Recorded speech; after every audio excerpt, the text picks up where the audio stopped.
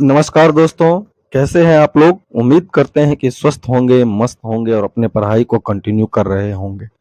दोस्तों, हाजिर है एक बार फिर से आप लोगों के सामने मध्यकालीन भारत के इतिहास की सीरीज को आगे बढ़ाते हुए।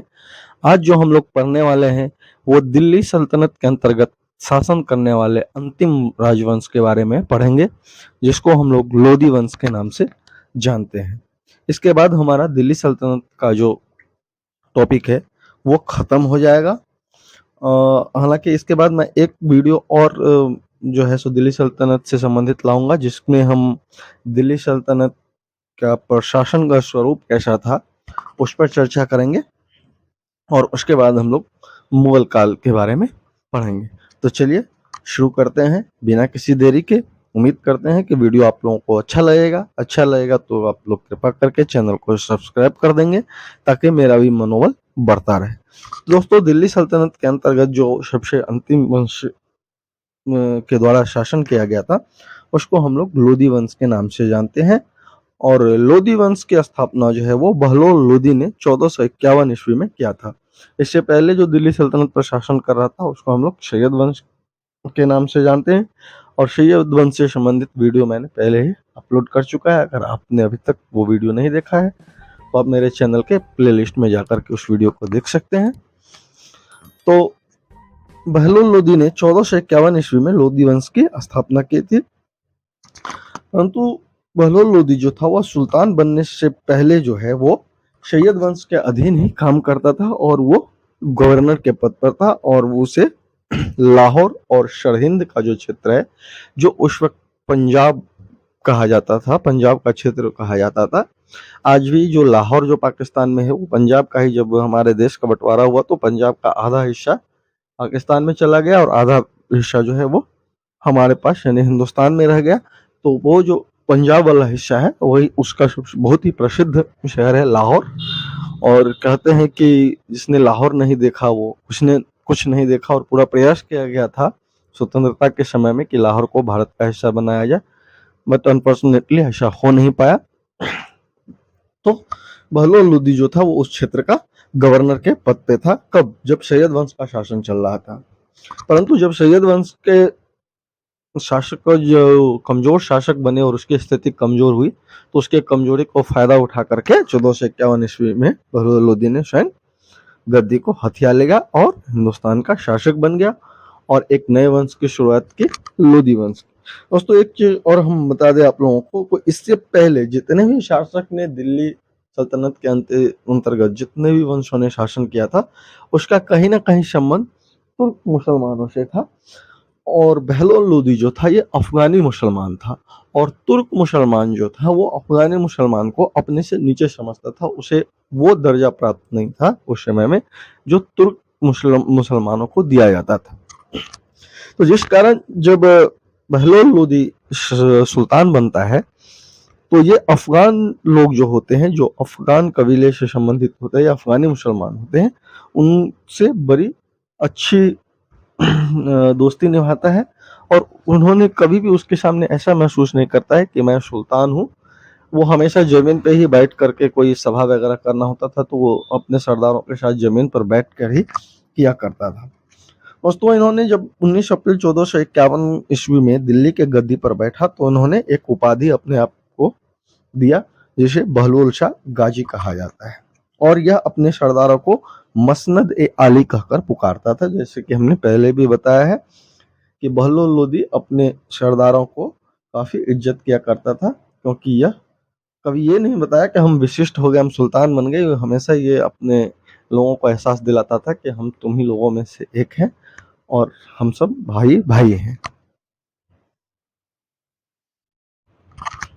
दोस्तों, आगे चल करके जुलाई 1489 ईस्वी में जो है जलाली के निकट बहलोल लोदी जो है वो बीमार पड़ता है और इसकी मृत्यु हो जाती है।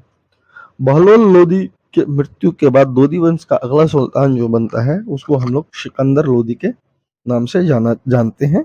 और सिकंदर लोदी के बारे में अगर कहा जाए तो यह लोदी वंश का सबसे योग्य शासक होता है।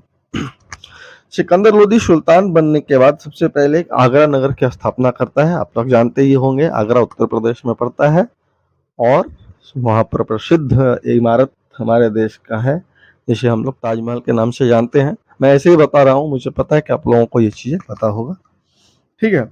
और इससे पहले जो दिल्ली सल्तनत की राजधानी दिल्ली थी, वो उसको बदल करके आगरा लेकर के चला जाता है, ठीक है।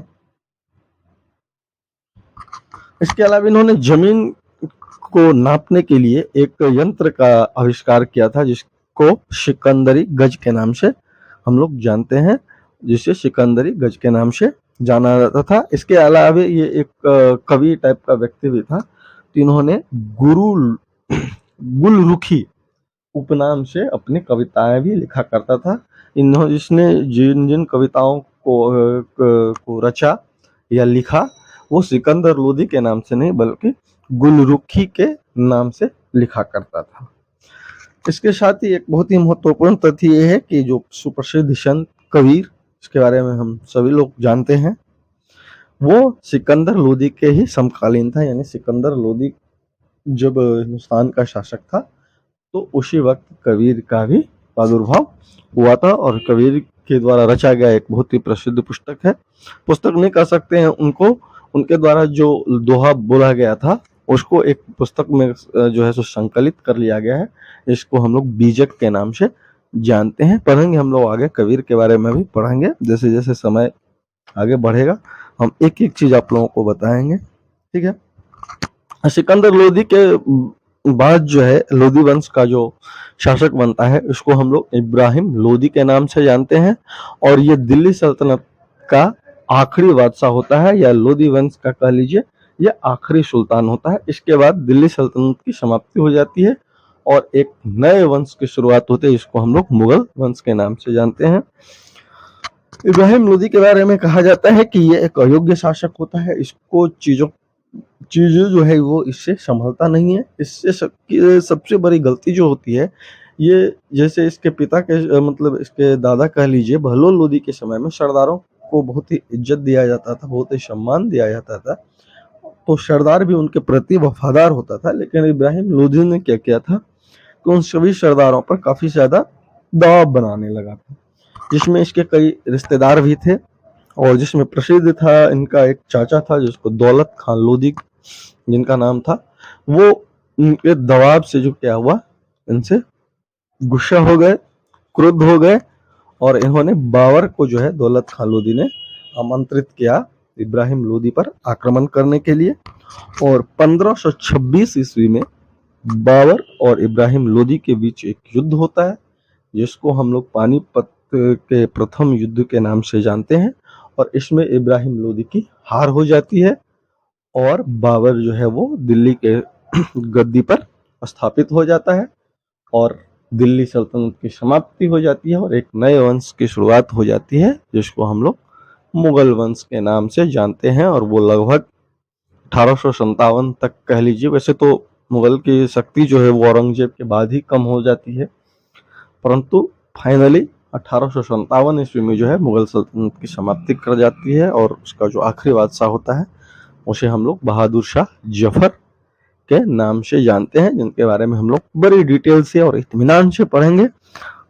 और आप लोगों से भी उम्मीद करेंगे कि आप लोग वीडियो पूरा देखेंगे। ऊपर ऊपर के ज्ञान से काम नहीं चलेगा। अगर आप लोगों में से किसी ने अभी जो रिसेंटली बिहार टीचर बीपीएससी जो बिहार टीचर के लिए एग्जाम लिया है, उसका अगर आप 24 तारीख वाला फर्स्ट शिफ्ट का क्वेश्चन देखेंगे तो आप लोगों को पता चल जाएगा कि ऊपर ऊपर पढ़ने का क्या नुकसान होता है और डिटेल में पढ़ने का क्या फायदा होता है। तो मेरा अपना मानना है, ठीक है, फैक्चुअल नॉलेज जरूरी है, लेकिन आपके पास कॉन्सेप्चुअल समझ भी होनी चाहिए, तभी आप एग्जाम में अच्छा परफॉर्मेंस कर पाएंगे, वरना आपके साथ धोखा हो सकता है। इन्हीं शुभकामनाओं के साथ मैं आज वीडियो को समाप्त कर रहा हूँ, और अब वीडियो भी जल्दी जल्दी आएगा, क्योंकि अगस्त तक मेरी व्यस्तता थी, मैंने बहुत सारे कामों को निपटा लिया, बस थोड़ा सा काम बच गया। धन्यवाद। अगर वीडियो आप लोगों को अच्छा लगा तो ज्यादा से ज्यादा मात्रा में शेयर कीजिए, वीडियो को लाइक कीजिए और चैनल को सब्सक्राइब कीजिए। धन्यवाद।